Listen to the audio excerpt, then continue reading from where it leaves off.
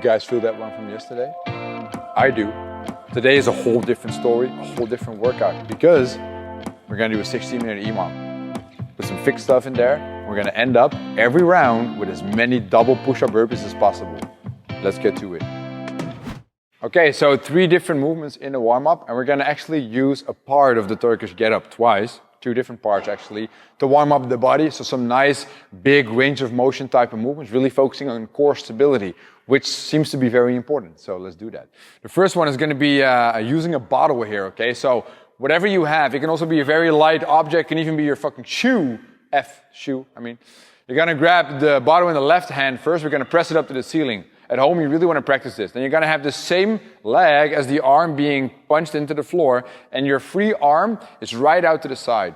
What we're going to do is roll over by pressing to the foot, through the elbow, through the wrist, and then sitting there. Beautiful. Now we roll back down, elbow to the floor, shoulder into the floor, other shoulder into the floor. Boom, that's 1 rep. Let's do 2 more, gentlemen. We roll, we come up, and we keep pushing into the object we're carrying overhead. And a very good cue for Turkish get-up styles is keep looking at the object.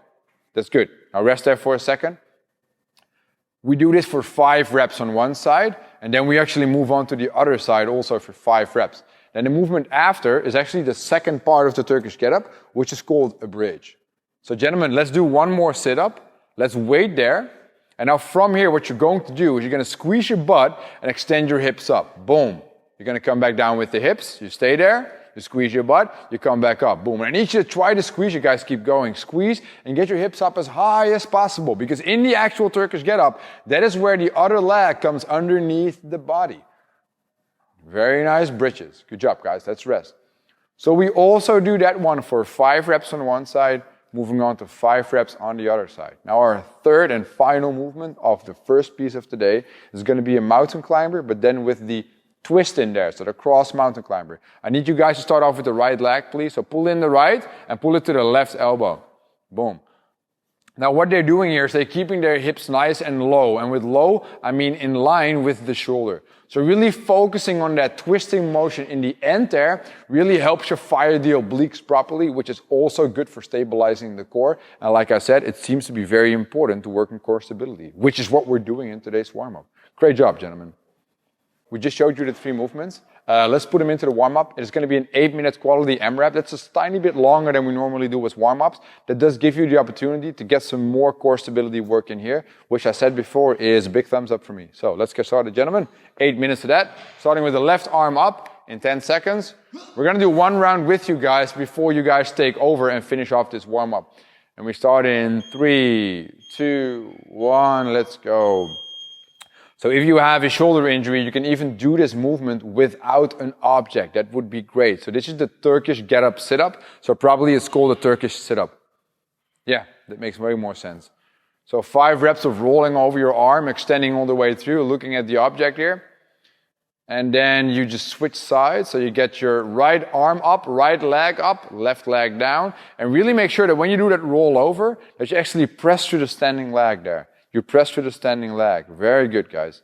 Keep looking up there. What also is a fun one to do is getting an empty cup of water and use that on the palm of your hand. And then when it's very easy, you do what? You fill the cup of water.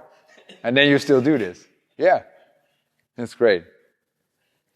And we move on to the other one. And I always like to tell the story about a class that we did here at Unscared with, when we had the robot in class. And the challenge was after weightlifting class to do bottoms up kettlebell Turkish get-up. So you guys know what that is. So you have the kettlebell reversed. And then we placed a cup of water on top of his kettlebell with water in there. And then do a Turkish get-up. I think that's a very good exercise to do at home as well.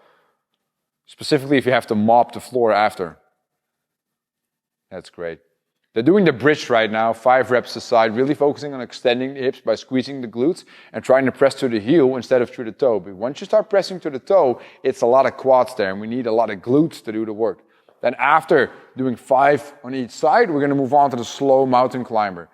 And that's the cross mountain climber here, because we like to fire the obliques a bit more. Core stability all over it, bro. That's what's up. All right, so they're finishing up a round. I peek at the clock. It almost took them 2 minutes. You're probably going to do about 4 rounds of this. You guys keep going, and we'll see you guys back in a second.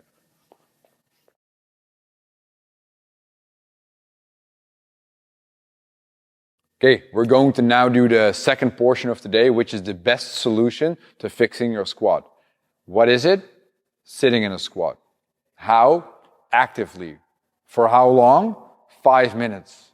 How do I split it up? Preferably not. And if you have to, you accumulate 5 minutes. That's all we're going to do here, right? For some people, this is a big fight. For others, this is very easy. If this is very easy for you, you can always add a bit of weight, but then just ditch the weight, consider it a proper warm-up. I think that's way more important to do here. Now, what I'm going to do with Edward and with Sval here is the same as with you guys. I'm going to set the timer. We're just going to get started. I'll talk you guys through while you're sitting in there, what to aim for, and then you guys continue while we cut it off after about a minute here. So, you're going to get your feet in shoulder width stance. I'm going to start the timer in 10 seconds. When you hit the last beep, you're going to sit down in your squat, and I'll talk you guys through. 5, 4, 3, 2, 1... sit. Good. Now, what do we do here in this squat bottom? First of all, it is active. Now, the big difference between active and passive is with passive, you're just leaning into the squat and sitting there.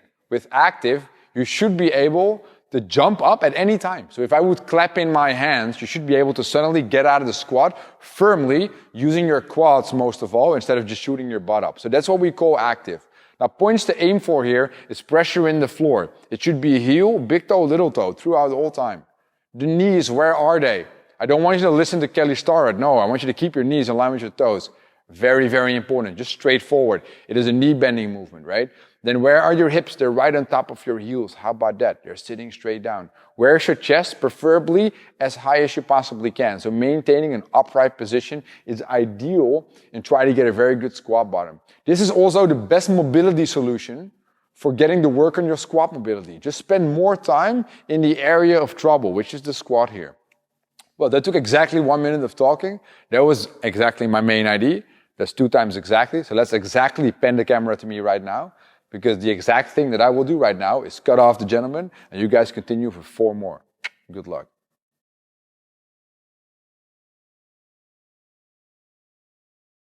Okay, so it is time for the workout. What do we have today, and how does it work? Well, what we do is going to do 16 minutes of an EMOM. That means we're going to work on a minute and change movements every minute. It's going to be 4 rounds of 4 different movements. The first 3 movements have a fixed rep scheme. That means in the minute, you have to complete the rep scheme and then rest the remainder of the time. The 4th movement has no rep scheme. It means you do as many repetitions as possible, and that'll be the double push-up burpee in this case. Now, let's have a look at all of the movements, including scaling options, and make sure to grab your heavy bag that you can use at home. Another object is also fine, whatever that's heavy. And if you have a jump rope and can use that, we'll also show you what you can do instead of the jumping jack by doing a form of jump roping. Let's go. Now, the gentleman here, Sval and Ed, Sval has jump ropes at home and can jump in his living room.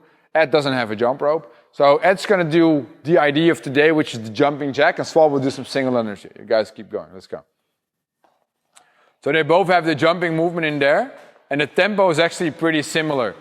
Now, Sval is very comfortable in single unders, so if he wants to, he can turn the 45 reps into double unders as well if you like that. Can you give me a couple of doubles, Sval? Boom. There you go. And rest, buddy. And Edward is just doing a jumping jack variation. So don't alter the rep scheme. You should probably be working 30 to 40 seconds, right, in the first minute with the scaling option that you chose. So make sure you do that, or otherwise you do a practice round to check it out. Now, Edward will show you what to do if you have an injury. And this injury we're talking about is either injury option for jumping, but also apartment option for no jumping. That is the mountain climber. Now, instead of doing 45 reps, I just want to see 30 quick reps here. Let's go, Eddie. Boom. And you can do the fast one. Boom, boom, boom. Here we go. Look at that. That is fast magic. Hips staying nice and low. Now you can rest, buddy. That was great.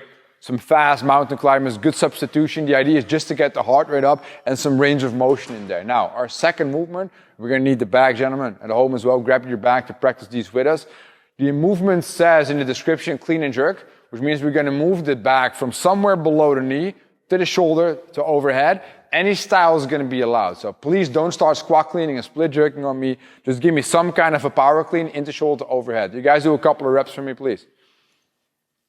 Boom, boom. Obviously, when we're doing this, what I still would love to see is the legs doing most of the work, right? Legs are the driving factor in getting the object up. and the arms are for a nice and quick finish in that turnover, and also when finishing that extension overhead. You guys can rest. So what I'd like to see there is what they were doing is once the bag was coming down, they were not just getting the bag down, they were also dropping the hips to keep that nice starting position of the clean with the chest being up and forward and the butt being nice and low. All right. Now, scaling options that has to do with injuries, we're going to go for two different things here. If you cannot pull because of elbow injury and it's too much pulling for you in the volume, then we go for thrusters with the bag for 15 reps. So we front rack that bag, we squat it down, boom, and we thruster it. So at least a squat hold was for something, right? Thrusters here, beautiful. That's good. Now, the second thing that we can do is if you cannot go overhead, in that case, we keep the clean in the clean and jerk, but we make that a squat clean. So let's show that. Squat cleaning the bag.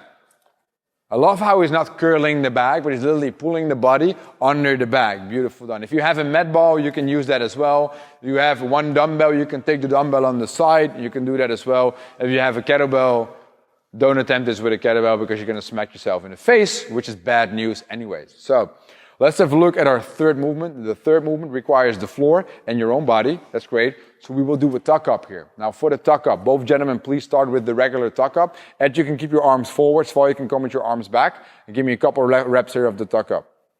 Boom. So Sval's variation is slightly harder because in the end position, his arms are away from the middle. So the more of your body is away from the middle, the tougher it becomes. Ed has his hands more forward, which is a bit easier here. Now, if that is too complicated for you or your lower back hurts too much, I need you to keep the hold position here. You can even touch your toes a bit if you need to or keep your ankles firmly. That's all good. And then you do this for 30 seconds in total in that 1 minute during the EMOM. Great substitution. Now, let's have a look at our final movement. And what is that? That is the movement we're going to do for as many reps as possible in a minute. And it is the beautiful double push-up burpee. Now, what we'll show you off the bat is two different styles of burpees with the gentleman. So Sval will do a fast jump burpee with perfect push-ups. Ed will do a walking burpee, but he's also going to show you the perfect push-up so you first see how it should look like. Let's have a look. Let's do 4 reps, guys. Boom, boom, Okay, let's do 3 reps. Boom. So they both go to the floor, and instead of just collapsing on the floor with the chest, they actually go into a perfect plank. And if you guys looked at that, you can easily rewind and see it again. They go down, they first hit a perfect plank, then they do a full push-up, they do another full push-up, and in that second one, that's where they jump up. So there's not the real burpee thing where you just collapse on the floor, you warm yourself up. Now, first thing you need to scale is the level. And why should you scale the level? Let's say you just don't have that push-up yet. In that case, what I want you to try to do is you're going to hit that plank, then you're going to control yourself on the way down until your chest hits the floor, then you warm up, you hit a plank, and you do it again. Ed will show you guys that. So let's have a look at Ed doing that. He's going to go to a plank, he's going to go controlled, warm up, hit a plank. Control, warm up, get out of there, finish the burpee. Good, rest. That is the scaling on the level base. Now what we can also do is scale this for injuries. Now we're going to first look at the no jumping injury, which is also the apartment injury. He actually showed that already, so he'll do 1 more rep of the stepping burpee with no clapping finish. Let's go, Ed. Double push-up, stepping burpee. So this is let's call this one from now on the silent burpee, right? Because there was no noise whatsoever. Now the last one that we do is I'm having troubles with the pressing, so there's an elbow tendonitis, or there's some shoulder pain, some chest pain. You don't want to do the press here. Then we do 6 shoulder taps in a plank.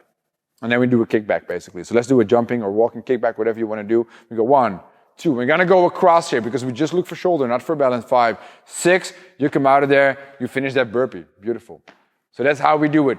We alternate by doing 6 of those shoulder taps instead of the double push-up. And it's also going to be very intense, but not hitting the chest that much and the tricep, but way more in the shoulder. You guys are ready for some remote coaching. 60-minute EMOM, jumping jacks in the first one, 45 reps. Back clean and jerks, 15 reps in the second minute. Third minute, 15 tuck-ups. Fourth minute, as many double push-up burpees as you can, and then 3 more rounds of that. We're starting, you are starting in 10 seconds. 5, 4, 3, 2, 1, let's go. So Sval's going for the double unders here because he's living on ground floor. He has a jump rope at home. Edward's living on the 16th floor and has no jump rope. He's doing the jumping jacks. Very nice. 45 reps of that. It'll probably take you a little over 30 seconds with the jumping jacks. And I think that the double unders will go a tiny bit quicker. There you go, like 30 seconds only. Ed is easily going to finish this. Shaboom, shaboom, shaboom. It's a very nice one to also do from the second round on, because after the double push-up burpees, it'll be very hard to get your heart rate back down. And then doing like a simple monostructural movement like a double under or a jumping jack is a great way of bringing the heart rate down. We're going to get ready for the back clean and jerks, which we'll do in 10 seconds. I need 15 reps of that, and please don't rush these. Make them look very nice. In 3, 2, 1, let's go. So firm clean, overhead, reset on the floor. Boom. Now 15 reps of this will probably take you a good 40 to 50 seconds probably. I like how they're keeping their arms long as much as possible. Really getting to use the lag, so the quad drive and the hip drive at the same time to get full extension upward. Like you can easily cheat your way around this movement and make it a faster one, but why not getting a proper movement in here if you actually have the chance to do so, even when you're training at home? It would be so nice to feel a barbell in your hands again that we're doing the back right now. Using odd objects really helps in building good motor patterns as well. And it makes the barbell feel even better in your hands. Now, we got how much left? We got 10 more seconds left. We're going to be on the floor. We're going to do 15 reps of the tuck ups. Try to get the breathing going here, gentlemen. 5, 4, 3, 2, 1, and let's do it. Good. 15 tuck-ups. Sval's going for that very big range of motion. It takes slightly longer and is a bit tougher on the abdominal muscles because that end position, you're more reached out. So there's more of the weight away from the middle, and that's always a bit tougher. Edward is a bit more compact, which is slightly easier, but he's very focusing on squeezing in that end position there when he's in that tuck hold. So the 15 reps here, they only take like a 20 to 25 second time frame. You know why that is? It's to rest up for the minute that's going to happen right now, and that minute is doing as many double push-up burpees as we can possibly manage to do. Now focus on quality of the push-up, don't rush that, and really go into reps here. If we can do 10, I think that's already a great amount of reps to do. We got 12 more seconds. 10 more, guys. Let's do this. 6, 5, 4 at home, 3, 2, 1. Let's start. Good. So this is literally just messing with your push-ups a tiny bit, right? I mean, we're just doing a minute full of push-ups, but after every 2 reps, you have to stand up and do a burpee. That's also a way of looking at it. You can look at it as this is a burpee and I have to do an extra push-up, or look at it as being a push-up and you have to do a burpee. Yeah. Different perspective of life. That's what we're talking about here. We're 30 seconds in, heart rate's going up, and I know that it's not just the heart rate going up, it's also the pump getting bigger and bigger. And when heart rate goes up and we have a pump, that's just the best scenario we can think of. We got 15 seconds left here, 15 seconds. And they know that on the beep, it is time to hit the jump rope and the jumping jack again. So that's going to be good to see. 5, 4, 3, 2, 1, rest up. No, not rest up. Start round number 2 right now. Let's go.